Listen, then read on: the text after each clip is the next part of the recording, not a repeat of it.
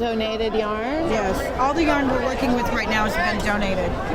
And was a whole bunch of stuff taken from you in the raid? We did lose the tent we were using as storage for our things because we're getting a little older and it's hard to take everything back and forth on the subway.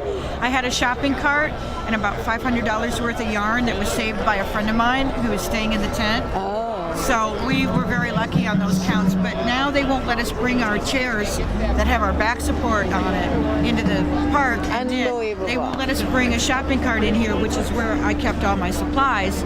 So they're being very, very restrictive, but we're still here. Today's my 52nd day in a row, and I can knit maybe 2-3 items a day. I've donated more than 60 items to the people here so far. It's really wonderful. Wonderful. It's a great thing you're doing. Thank you. I'm here for my grandkids. Their future is looking very bleak right now.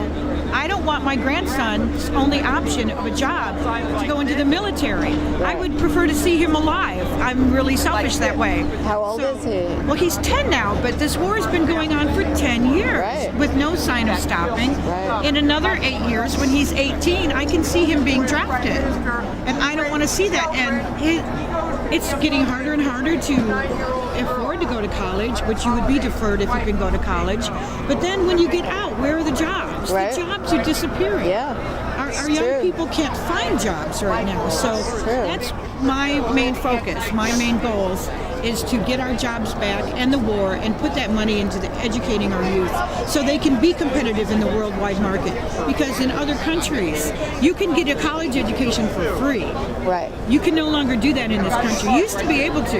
Yes. But more and more, it's becoming harder and harder for our young people just to become well educated to compete in the world market.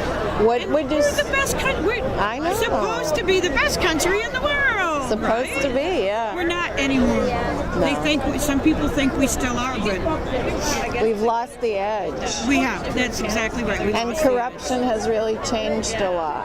The top down. Yeah. Top down. In the 52 days that you've been here, that's what you said, 52 days. What has been some of the most important things you've learned? Oh, I learned a lot about fracking from the young men that were sitting in an area next to us down there before the raid. I knew they used high pressure water to break up rock underground. I had no idea they pumped chemicals down there as well. I've learned a lot about the Fed that I didn't know before. I definitely was one of those middle American people that was asleep and didn't know what was going on. I am learning so much from the youth in this park. That's so great. But from older people too. There is such a great diversity of people here, and everyone has a story. Everyone has something to say, and you can learn from anyone. It's been a motto of mine for the last 20 years. The day you stop learning is the day you die. Yeah. You're always learning things. Yeah. So this has been a wonderful experience for me being here for the last almost 2 months, because it has really awoken my spirit again. I've been unemployed for more than a year, and it's very depressing looking for a job day after day after day and not finding anything. Yeah.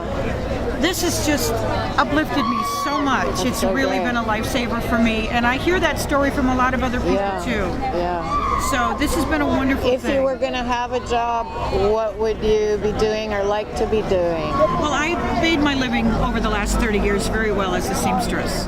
Oh. And it's been getting a little bit more difficult to do that because I got arthritis setting in my hands and my back. I could be a receptionist and answer phones, and it wouldn't hurt my hands so much. There's a lot of things I can do. I don't have a college education. I have some college. I took some classes, but then I went to work, and I got married and had kids, and now I have 5 grandchildren. So, are they proud of you? I hope so.